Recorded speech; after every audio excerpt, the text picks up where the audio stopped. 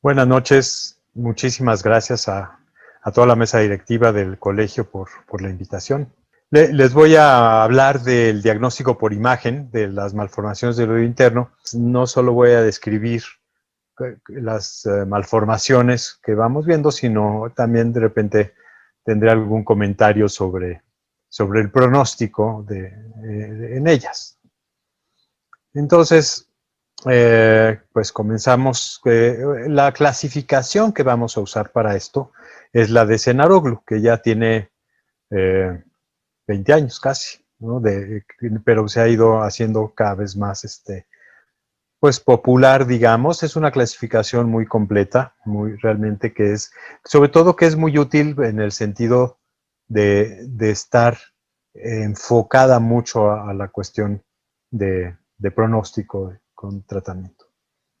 Entonces, empezamos, bueno, y la clasificación de Cenaroglu se refiere a malformaciones congénitas, que es con lo que vamos a empezar, pero también hay malformaciones adquiridas que vamos a tocar al final de la plática. Entonces, siguiendo estrictamente la clasificación de Cenaroglu, el primer rubro es la aplasia laberíntica, o lo que antes se llamaba malformación de Michel.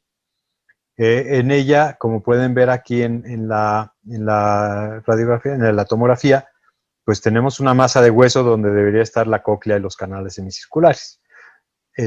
Aquí pueden ver que estamos a ese nivel porque sí tenemos un esbozo de huesecillo acá. Y no hay nervio coclear, y sí es realmente muy rara. Aquí no hay posibilidad de implante coclear en un momento dado de un implante de tallo, pero no podríamos poner un implante coclear. Y si yo solo tengo un caso, que es el que están viendo, es la única que tengo de aplasia absoluta, con absolutamente ningún, ni siquiera pequeño remanente o esbozo, digamos, más que remanente, de laberinto. Después tenemos la aplasia coclear. En la aplasia coclear tenemos una ausencia de cóclea, como su nombre lo indica. El nervio facial se encuentra desplazado anteriormente, esa es una característica que nos permite distinguirla. Y según el estado del laberinto posterior, podemos hablar de la aplasia coclear con vestíbulo normal o la aplasia coclear con vestíbulo dilatado. Es un poquito diferente a la cavidad común, pero pues, se puede confundir bastante. Y sí es importante distinguirla porque en la aplasia coclear no está de ninguna manera indicado el implante coclear, mientras que en la cavidad común sí. Entonces, aquí tenemos un ejemplo de una aplasia coclear con laberinto posterior intacto. Aquí podemos ver, siempre, la verdad es que uno quisiera presentar toda la serie de la tomografía, pero sería demasiado lenta la práctica y solo tenemos 20 minutos. Entonces, puse unas, digamos que imágenes representativas, pero aquí podemos ver el vestíbulo, canal semicircular horizontal, también de este lado, el facial que parecería atravesar justo por acá, y vemos que no hay cóclea en absoluto, ¿no? Y sí, en cambio, hay no enteramente normal, pero tenemos un laberinto posterior. Entonces aquí no se forma el laberinto anterior y sí tenemos el laberinto posterior. Y esta es una aplasia coclear con vestíbulo dilatado. Esta es la que se puede más confundir con la cavidad común. Pero si se fijan, aquí tenemos el nervio facial desplazado anteriormente. El conducto auditivo interno está anatómicamente normal. Eso es lo que hay que ver. O sea, como que el conducto auditivo interno viene en medio del posterior y del anterior, nada más que no hay anterior. Y pues ahí tenemos lo que podría ser el nervio vestibular. Y justo lo que sigue es la cavidad común. La cavidad común, en la cavidad común solo tenemos una sola cavidad, redondada o ovalada, que representa la cóclea del vestíbulo. O sea, en la aplasia coclear con vestíbulo dilatado nunca se forma la cóclea. En la cavidad común tenemos cóclea y vestíbulo, pues, digamos que unidos. Pueden existir conductos semicirculares o puede haber rudimentos de ellos, y el conducto auditivo interno ingresa a la cavidad por su centro. Esa es la diferencia con la aplasia coclear. Y aquí sí se considera, y sí, ahí sí tengo casos implantados en donde sí tenemos respuestas auditivas. Entonces sí consideramos que aquí están mezcladas las fibras cocleovestibulares. Entonces por eso el implante coclear puede estar indicado. Y este es un ejemplo. Fíjense cómo el conducto auditivo interno no está completamente normal, está como que entrando un poquito, parecería directo a la cavidad común. Y aquí podemos ver también cómo realmente tenemos como que una gran cavidad acá, pero además cierto rudimiento de canales semicirculares, como lo vemos también acá.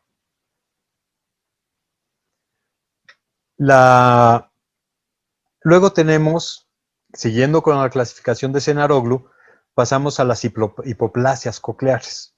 ¿Okay? Entonces empezamos con la aplasia laberíntica, después las aplasias cocleares, ahorita las hipoplasias cocleares.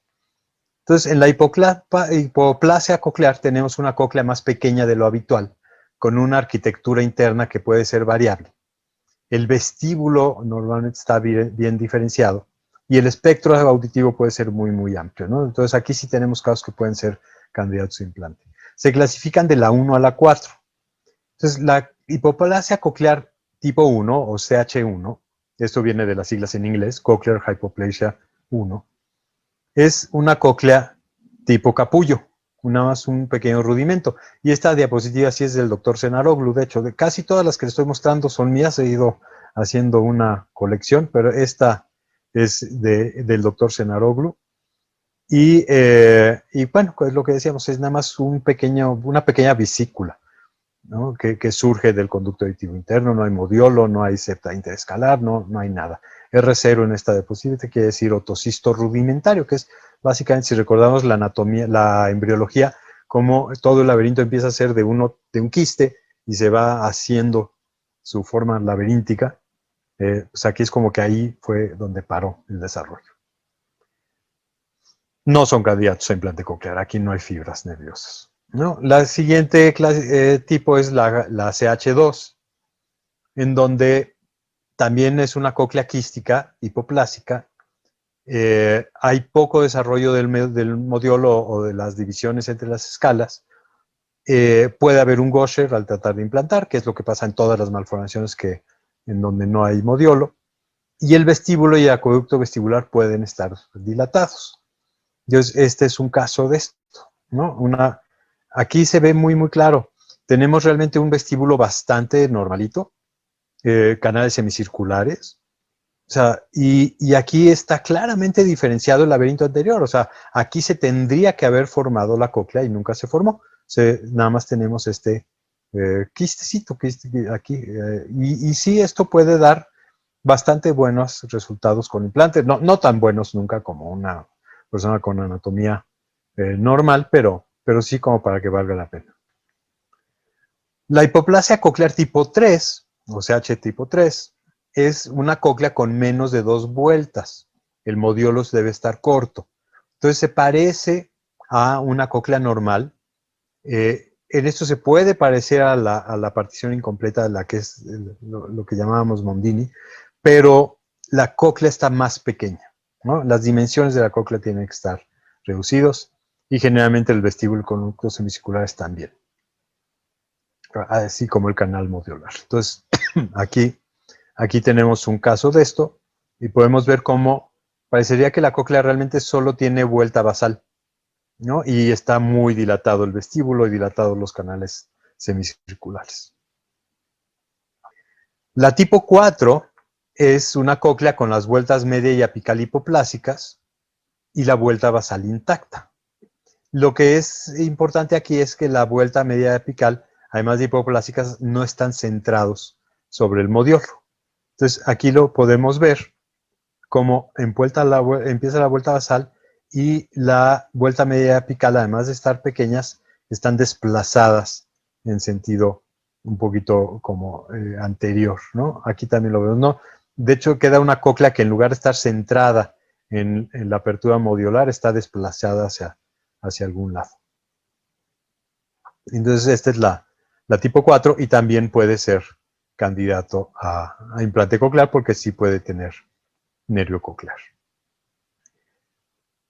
Y luego tenemos lo que se llaman las particiones incompletas, que esta es el grupo más frecuente de malformaciones.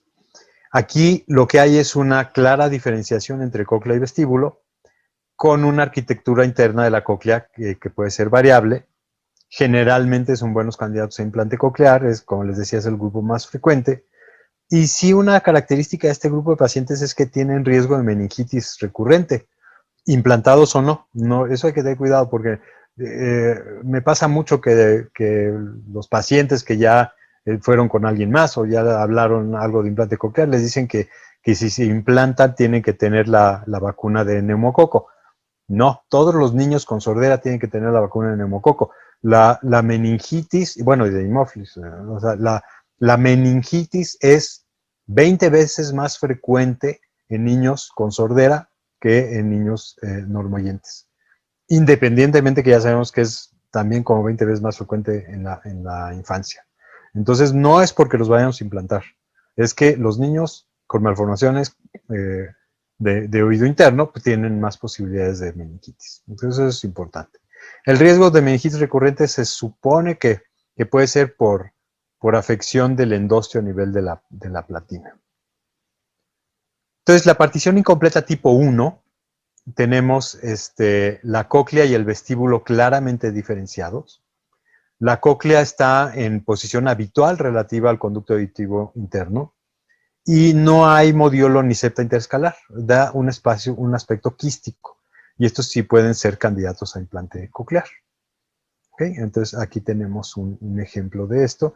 Aquí tenemos el facial que está en posición normal y podemos ver el laberinto posterior bien formado. Y la partición incompleta tipo 2, que es la antes llamada malformación de Mondini, en donde tenemos un defecto del ápice modiolar, la fusión de la vuelta media y apical, el vestíbulo necesariamente ensanchado, así como el acueducto vestibular, si no, no es partición incompleta tipo 2. Y las dimensiones de la cóclea son semejantes a los normales, que es lo que la diferencia de la hipoplasia coclear.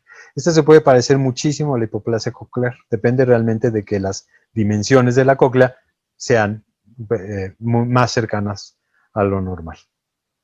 Se ha postulado que la causa de esta malformación sea presión elevada del líquido cefalorraquídeo a través del acueducto vestibular, o sea, que todo empiece con el acueducto vestibular ensanchado. ¿Quién sabe realmente?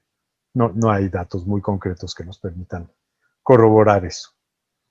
Audiométricamente, de lo que más llama la atención en estos casos es que el grado de pérdida auditiva es muy variable. No siempre se correlaciona la audición, inclusive con el grado de malformación visible. Yo tengo pacientes con malformación bilateral y el oído más malformado es el que mejor audición tiene. Entonces, pero eso es como que bastante típico en estos casos. Son causa de hipoacusia súbita, o sea, muchas veces estos son los pacientes que a veces con un pequeño traumatismo pierden audición, pero los resultados con implante coclear en general son muy parecidos a los de una persona con anatomía completamente normal. Aquí sí en la cirugía hay que tener cuidado con el Gosher y hay, realmente yo no he tenido ningún problema de manejo de Gosher, tengo muchos pacientes y tengo ciertos detalles en la técnica que ya he mostrado en otras ponencias que creo que puede ser la razón. Y esa es la partición incompleta tipo 2, ¿no? Aquí tenemos claramente la vuelta medial y apical fusionadas, la vuelta basal está bastante bien, aquí en este corte no la vemos toda entera, obviamente. Pero aquí vamos viendo cómo tenemos, aquí estamos a nivel de la vuelta basal, muy bien formada hasta acá, y es al entrar a la vuelta media y apical donde las tenemos fusionadas. Obviamente hay grados diferentes, ¿no? Pero este es entonces el Mondini típico. Fíjense cómo si tomamos las dimensiones de la cóclea desde aquí abajo, pues sí es una cóclea bastante cercana al tamaño normal. Y aquí ya vemos el vestíbulo ligeramente dilatado y, y el acueducto vestibular ensanchado, ¿no? Que lo hemos estado viendo en todos estos cortes. Y luego tenemos la partición incompleta tipo 3, en donde sí hay septum interescalar, pero no hay modiolo. Esta la describió Phelps en 1971, y entonces también se llama deformidad de Phelps, y está ligada al cromosoma X. Entonces, la altura de la cóclea, son cócleas que hasta se ven altas, porque son altas pero chaparras, pero delgadas, digo. Entonces, la altura de la cóclea es semejante a la normal y por eso se clasifica como partición incompleta. Y la hipoacusia puede ser mixta, porque el endostio está más engrosado. Estos son características reportadas, yo no tengo ningún caso de esto. Un caso de Blake Papsin, y esta es digamos, la forma que tiene esta cóclea, ¿no? ¿Cómo la podemos ver? Como que viendo uno no se le olvida, ¿no? O sea, pero yo estoy esperando que me llegue un paciente con este tipo de malformación y realmente no lo tenemos. Se puede considerar implante coclear a edad apropiada. Y entonces, bueno, ahí termina la clasificación de Cenaroglu. Falta realmente considerar anomalías de la apertura coclear, que pueden ir mezcladas con casi cualquier cosa que nos encontremos de malformaciones óseas. Y ahí podemos tener la hipoplasia o la aplasia coclear, y el pronóstico con un implante coclear pues va a ser variable. Aquí podemos ver un acueducto, un canal del nervio coclear muy, muy reducido, y aquí no lo tenemos, ¿no? Entonces, esto sería una hipoplasia, esto sería una aplasia. Yo en general siento que lo vemos desde la tomografía. No necesitamos una resonancia magnética en realidad para diagnosticar estos casos. Aquí vemos, bueno, aquí es para que vean cómo en todos los cortes no tenemos ningún corte en donde podamos ver un canal con nervio coclear. Aquí tenemos otro caso de hipoplasia. Podemos ver que hay un nervio entrando a la cóclea, pero francamente hipoplásico. Aquí también lo podemos ver en la tomografía. Claro, estamos viendo el conducto, no estamos viendo el nervio, pero pues, en la resonancia también hacemos algo parecido, ¿no? Aunque sí, definitivamente, el estudio de elección para determinar ese nervio es el corte transversal en la resonancia magnética, en donde tenemos aquí 4 nervios visibles, y en un paciente con ausencia de nervio coclear pues no tenemos esa estructura visible. Pero la verdad es que muchos casos que con resonancia a mí me siguen dejando dudas, y ahí tenemos una serie grande de pacientes implantados con resultados aceptables que no tenían nervio visible. Siguiendo con malformaciones más ya cocleares, pues yo meto aquí las osificaciones. Finalmente es una malformación adquirida de la cóclea. Estos son pacientes que en general son candidatos a implante coclear. Tienen una osificación u obliteración adquirida, el nervio está bien, y si logramos meter unos electrodos en su lugar, pues vamos a tener buen resultado, aunque depende también de la etiología. En casos de meningitis o encefalitis, pues no necesariamente tenemos nervio. O sea, podemos tener nervio anatómicamente, pero no funcionalmente. Puede no ser visible en la tomografía, eso es bien importante. Hay que sospecharlo siempre en casos de meningitis, en casos de síndrome de Cogan u otras enfermedades autoinmunes, y en la autoespongiosis, en donde realmente es más una deformación que una obliteración. Aquí tenemos un ejemplo de un paciente postmeningitis, y en general las clasificamos entre parciales y totales, pero es una clasificación que casi solo hacemos ya en quirófano. Digamos, en muchos casos la osificación abarca solo los primeros milímetros, y logrando pasar más al fondo encontramos libre la escala timpánica y podemos implantar, o inclusive nos podemos encontrar libre la escala vestibular y poder implantar por ahí, ¿no? Entonces este es un caso en donde es lo que logramos. Tenemos aquí el electrodo en buena posición. Y este es un caso de una obliteración total, que insisto, o sea, puede realmente en la tomografía a veces no estar tan claro. Aquí está bastante claro cómo no tenemos nada de la vuelta media ni apical, está completamente obliterada, y alcanzamos aquí al revés, como que donde empieza a haber un poquitito de luz es solo a la entrada. Y esta es una paciente que logramos implantar con un electrodo doble, en donde logramos meter una segunda, este es un electrodo que había, ya no lo hacen, se puede mandar a hacer, pero en donde usamos unos electrodos dentro de la segunda vuelta de la cóclea y otros electrodos en lo que podamos entrar de la primera vuelta. Y sí tenían cierta utilidad, pero no tanto. Esto es una tomografía de otro paciente en donde no pudimos entrar tanto, pero igual usamos esa misma estrategia. Entonces, hacemos un agujero lineal hasta el borde de la cóclea, hasta donde llegamos, y otro a nivel de la segunda vuelta, también lineal, porque no había nada. Y fíjense cómo se ve oscurito, pero hay veces que la tomografía se puede ver oscurita y ya estando adentro no hay nada de luz. Y es que puede ser fibrosis, no tiene que ser hueso. Y finalmente tenemos la otoespongiosis. La otoespongiosis en realidad no es tanto que cause obliteración, sino una deformación intracoclear. Nosotros tenemos 32 pacientes y en todos ellos hemos logrado una inserción completa del electrodo. Y sí, aquí aconsejamos siempre usar un electrodo perimodular porque si tratamos, porque uno de los problemas de otoespongiosis es que la corriente se fuga y puede estimular el nervio facial antes del coclear. Y si usamos un electrodo perimodular, entonces reducimos esa posibilidad, ¿no? Entonces, fíjense cómo se ve aquí la malformación.